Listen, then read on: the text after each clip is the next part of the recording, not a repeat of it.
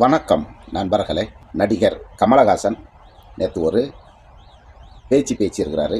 அதை நியூஸ் கார்டாக ஒளிபரப்பு செஞ்சுருக்காங்க. ஆண்டவர் கமலஹாசன் பேசிய பேச்சு நியூஸ் கார்டை போட்டதை நான் படிக்கிறேன், கேளுங்க.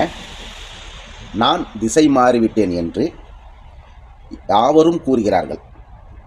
ஆனால் நான் எந்த திசைக்கும் மாறவில்லை. எனக்கு காண்பிக்கப்பட்ட ஒளியின் வழியில்தான் நான் பயணித்து வருகிறேன். நான் சேர வேண்டிய இடத்திற்கு வந்து சேர்ந்து விட்டேன். எப்படி திமுகவுக்கு கொத்தடிமையாக போகிறது இடம்தான் அவர் போய் சேர வேண்டிய இடமா.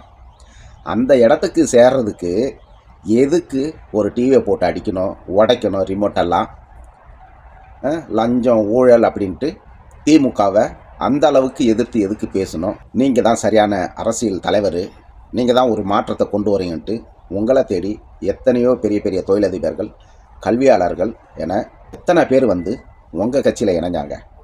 அவங்களெல்லாம் அந்த கட்சிக்கு உங்களுக்கு முன்னாடி போய் சேர வச்சு கடைசியாக நீங்கள் போய் சேர்ந்துக்கிட்டு இல்லாத வேக்கானெல்லாம் பேசியிருக்கிறீங்க. எங்கள் கொள்கைகள் ஒரே மாதிரியானவை, எங்கள் கொள்கை போர்க்குணம் கொண்டவை.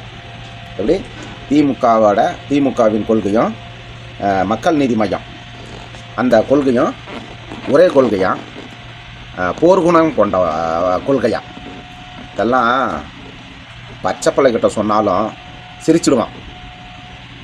உச்ச நடிகர் கமலஹாசன் உச்சத்தில் இருந்து உலகநாயகனை பேரை வாங்கி இப்படி அண்ணா அறிவாலயத்துக்கு கொத்தடிமையாக போய் இருக்கிறதுக்கு, இப்படியெல்லாம் பேசிக்கிட்டு இருக்கிறதுக்கு வேறு ஏதாவது செஞ்சுட்டு போயிடலாம். அப்படி ஒரு சீட்டுக்கு ஒரு ராஜ்யசபா எம்பிக்கு அந்த திமுகவுக்கு ஆதரவாக போயிட்டு உங்கள் அரசியலை செய்கிறதுக்கு உங்களுக்கு எதுக்கு ஒரு தனி கட்சி? அந்த கட்சிக்கு எதுக்கு பேர் செயற்குழு பொதுக்குழுன்ட்டு எதுக்கு? இப்போ யாரும் இல்லை, அது வேறு விஷயம். அந்த கட்சியில் நீங்கள் சினேகன் இந்த 2 பேரை தவிர மக்கள் நீதி மையத்தில் வேறு யாரும் கிடையாது. அதனால் அந்த பேரெல்லாம் எதுக்கு என்ன வச்சுருக்கிறீங்க? கலைச்சிட்டு திமுகலேயே போய் சேர்ந்துடுங்க. உங்களை மாதிரியே ஒருத்தர் வந்திருக்கிறாரு. யார்? விஜய்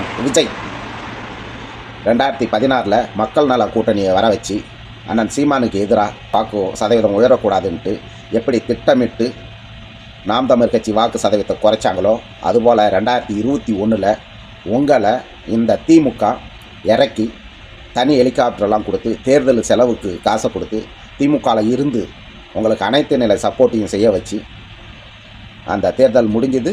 அப்படியே அந்த கட்சியில் போய் சேர்ந்துட்டீங்க. இப்போ அதே போல் தான் நடிகர் விஜயே நடத்துகிறார். தனி விமானம் தான், பெரிய பெரிய மாநாடு தான், கூட்டம் தான். இவ்வளோ பிரச்சனை நடந்து 40 பேர் இறந்தோம். அவர் மீது ஒரு வழக்கு இல்லை, கைது இல்லை. எப்படி 2021 உங்களை திமுக இயக்கியதோ, 2021க்கு பிறகு 2024க்கு முன்பாக திமுகவில் இணைய வச்சதோ, அதே போல் 2026 விஜயை இழக்குது. நாம் தமிழ் கட்சி வாக்கு சதவீதம் கூடக்கூடாது, திமுகவோட எதிர்ப்பு ஓட்டுகள் அதிமுகவுக்கோ நாம் தமிழுக்கோ என போயிடக்கூடாது. திமுகவோட எதிர்ப்பு வாக்குகள் பிரிஞ்சதுன்னு சொந்த வாக்குகள், அதை வச்சு திமுக ஜெயிக்கலான்ற இந்த தேர்தல் வெத்தையை செஞ்சுக்கிட்டு இருக்கு. இது தெரியாத இந்த விஜய் பலிக்கடை ஆகிட்டு இருக்கிறாரு. அதாவது கமலஹாசன் ஆகிய நீங்கள்லாம் விஜய்க்கு வந்து எடுத்துக்காட்டு. இதெல்லாம் புரிஞ்சிக்கிட்டு விஜய் அரசியல் செய்யணும். இந்த தேர்தல்லையும் நாம் தமிழ் கட்சி வாக்கு சதவீதத்தை குறைப்பதற்குண்டான விஜய் இறக்குமதி செய்யப்பட்டிருக்கிறாரு. அது 2026 தேர்தல் முடிஞ்சு 2029 பாராளுமன்ற தேர்தலுக்குள்ளே தெரிய வந்துடும். நன்றி.